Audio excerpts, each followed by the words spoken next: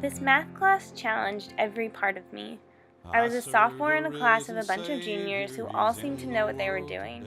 I had never written a lesson plan before and only had 2 experiences in the classroom, and they were just observations.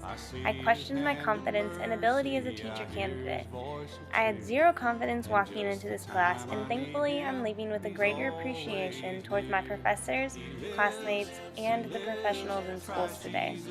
This class made me ask myself the question, do I really have what it takes to be a great teacher? This is a question that unfortunately still haunts me in the back of my mind, but with the aid of this class, I have more confidence in the direction I'm headed in this amazing department. I know that the AC professors will prepare me to be exactly what my future students need and will ask of me. I just have to keep my confidence and passion full speed ahead.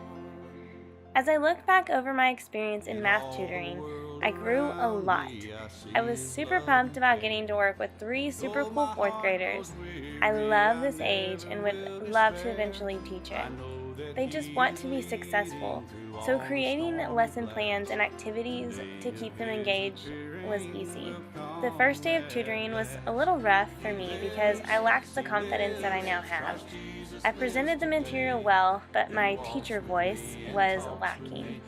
Even though my teacher voice had not yet fully developed, I made sure that at the beginning I was extremely intentional with my behavior expectations. This implementation of my behavior expectations worked extremely well for me because I never had any trouble keeping them in line or on task throughout the entire time of tutoring. One thing we did work on a lot was listening while someone else was speaking. To really push my expectations of my students, we used a microphone. If you had a microphone, it was your turn to speak, and if you didn't have it, then you had to sit still, raise your hand, and wait for your turn for the mic. This was an amazing thing for my group of 3 students. It also helped them stay engaged in the conversations about what we were learning. They wanted the chance to speak with the mic, and so they always had input, whether it was about vocabulary, answering a question, or just pointing out something that they had figured out on their own. One of my favorite lessons to teach was the second to the last time we met together as a group.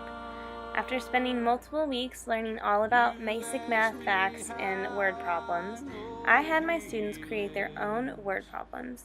I provided 3 cups. One had a bunch of numbers in it, the second had a bunch of addition, subtraction, division, and multiplication signs, and the last cup had settings that provided 4 units they could choose from.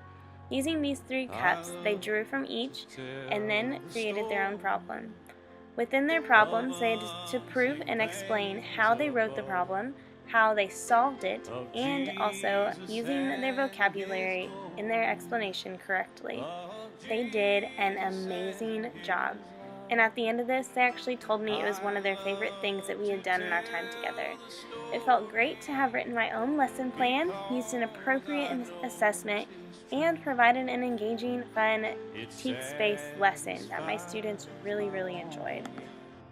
Overall, this experience changed me immensely.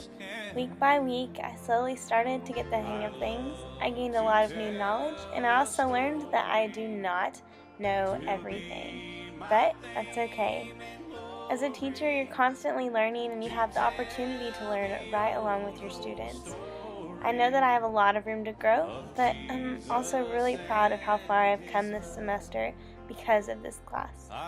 To answer my question of do I really have what it takes to be a great teacher, I believe wholeheartedly that I have what it takes.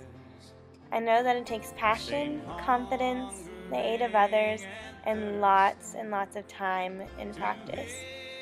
This semester has planted a lot of those seeds, and I will continue growing until the day I retire as a teacher. I loved this field experience, and I cannot wait for next semester to get back into the classroom with more students. Will be